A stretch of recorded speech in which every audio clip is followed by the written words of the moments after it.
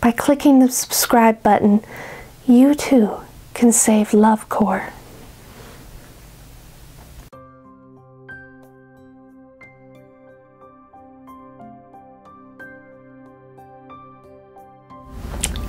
Hello, and welcome back to my channel.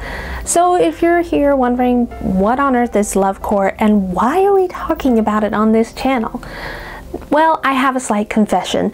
This is actually sort of like a preview intro video to the big sewing project that I will be doing for this weekend. Well, I've already started it, obviously, but it will air this weekend. So if you're kind of interested in what we're talking about today, you should definitely come back and check out the video that'll be dropping this weekend. So yeah, what is LoveCore? LoveCore was an aesthetic that came out around the same time as cottagecore, I think like a little afterwards, and it just kind of flatlined, which there are numerous reasons I think this aesthetic had a hard time taking off, and I kind of want to explore those reasons in this video and talk about how I plan on resuscitating it, so to speak. Why did LoveCore fail? In my opinion, I think it failed because it kind of put itself in a very narrow box. And what I mean by this is if you look at things like cottagecore or dark academia or even some of the older aesthetics such as steampunk, they don't have too narrow of a box to fit in. Like, they have a fairly good color scheme, a fairly decent amount of patterns, and a wide variety of looks that, like, you know, somebody put it together, what it was. But LoveCore kind of failed at this. It limited itself to like pinks and reds and heart patterns. And also, quite frankly, the clothing didn't look that comfortable. It was usually very tight-fitting and very see-through. Which, if you look at the successful aesthetics, the whole appeal to them is that the clothes look comfortable, they look nice to wear, but still tidy.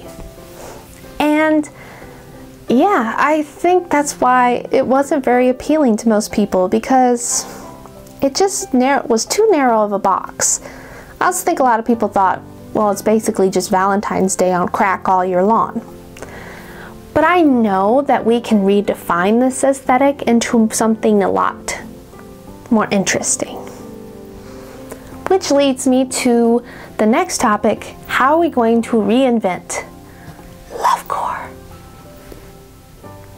Well, basically, I think we're gonna have to kind of analyze a good look for it and give it a more specific look, because I feel like it was one of these things that, like, narrow box but too generalized. Like, it had no goal in mind. And if you look at like other aesthetics, they definitely have goals.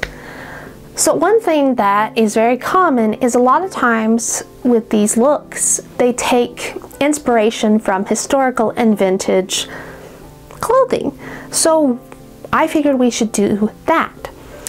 Now, I started looking at time periods that I thought would fit very well for LoveCore. The first one I kind of thought about was like maybe Rococo, but there were a couple problems. A, there is something known as Rococo Lolita, and I really didn't want it to look too similar to an aesthetic that was already out there, or a fashion that was already out there. And secondly, it was just a bit too much. Like, I want it to be something that's more appealing so that you could wear it every day if you wanted to and totally fit into that fashion. Which led me to my second time period, and the one I picked, which is the 1950s. Now, I know most people think of the 1950s as pinup, and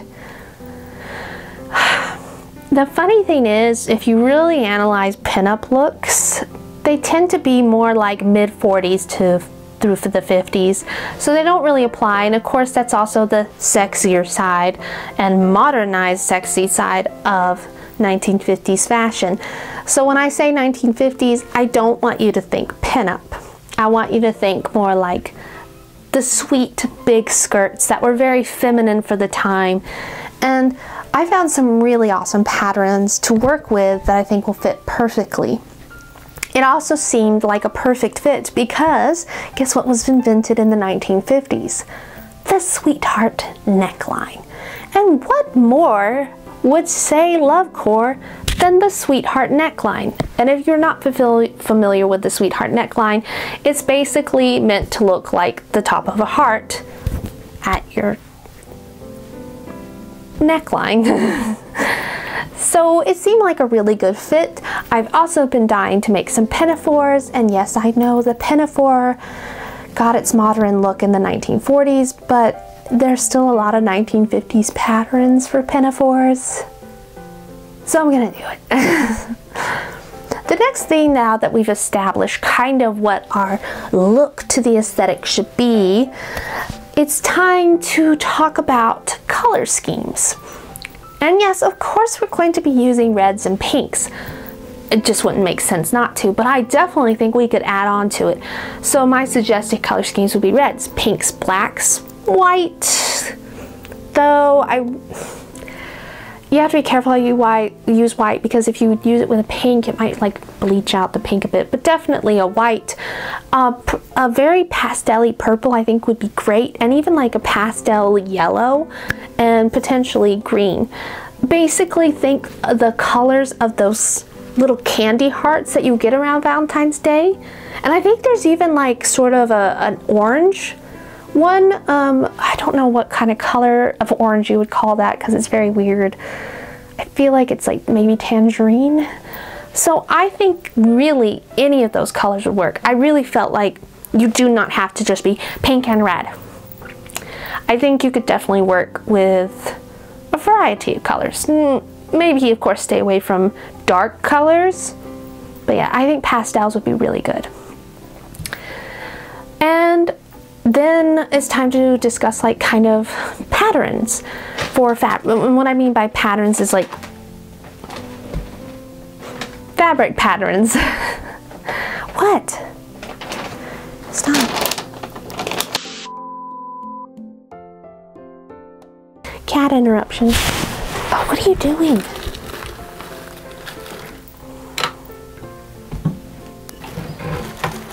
What?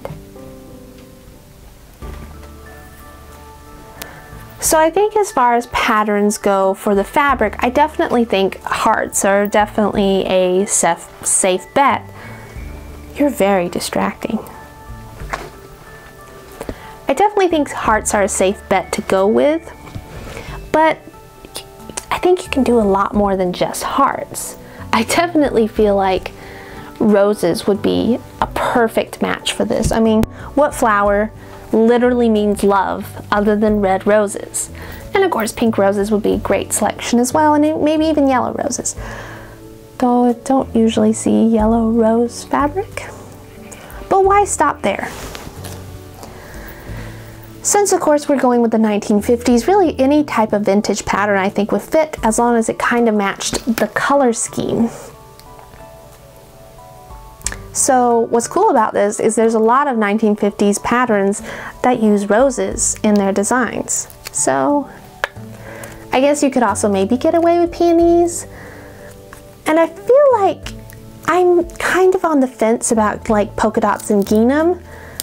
Maybe if you fit the color scheme it would work. I also just kind of want to talk about hearts as the theme for LoveCore, because everyone's like, it must have hearts. I kind of disagree. I think as long as you have the idea of the heart shape with somehow incorporated in the fashion, that you would be fine. Like of course a sweetheart neckline is perfect, or even having heart-shaped parts of your outfit like heart-shaped pockets or like a heart-shaped apron or something. I think that would work, but I feel like going so hardcore.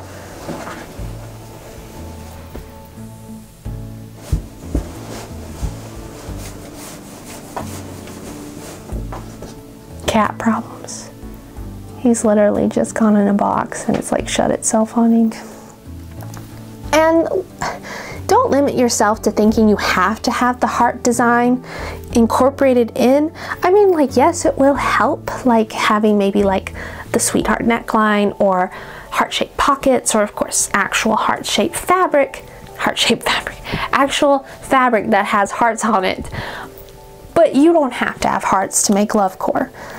Just have fun. Like with any aesthetic, it's really up to you what you want it to look like, and don't let anyone tell you otherwise, because at the end of the day, it's just for fun. And that pretty much wraps up this video. Like I said, I really just wanted a video to kind of discuss my plans for what I'm doing this weekend, because I didn't want to have a 20-minute long intro at the beginning of my sewing video. So I do hope you'll come back this weekend to kind of see what I create for our new vintage LoveCore looks.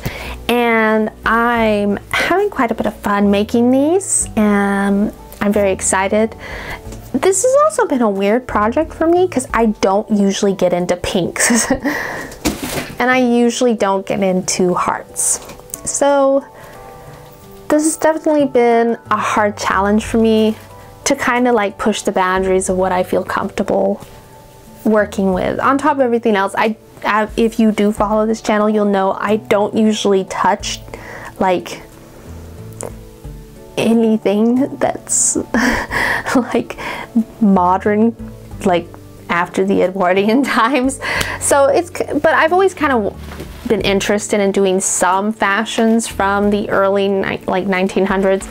So yes, this has been a very fun little challenge for me, and it's just been kind of a nice break, because these are, as crazy as it sounds, these are slightly easier than doing huge Victorian dresses or very detail-oriented Edwardian clothes, or just yardages and yardages of hand sewing.